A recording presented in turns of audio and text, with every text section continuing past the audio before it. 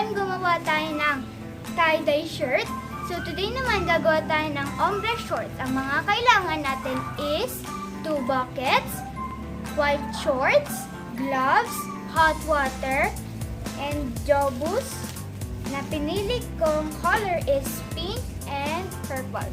So, magsimula na tayo. And now, meron na tayong 2 buckets of hot water. Lalagay naman natin yung coloring.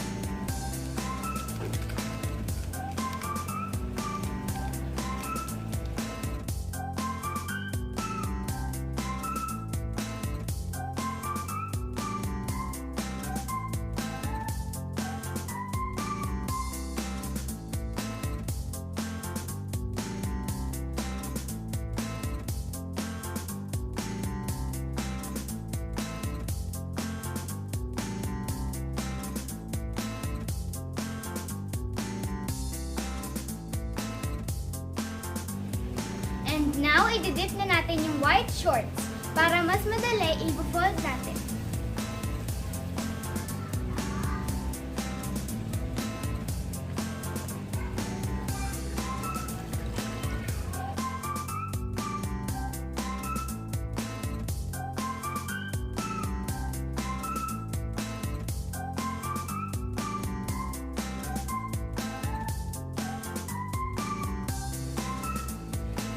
Babaluktan natin para ito naman yung kakoloran sa purple.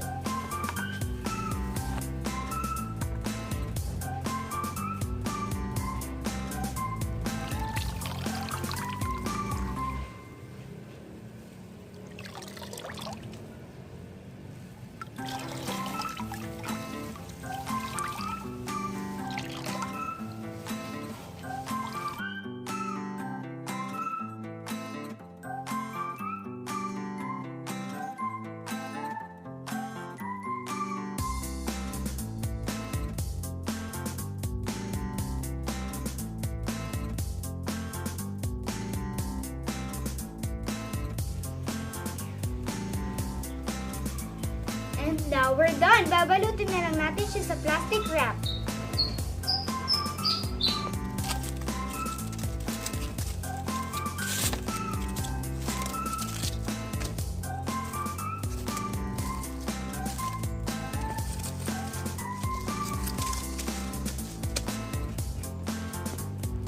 Good morning. So today babanlawan na natin.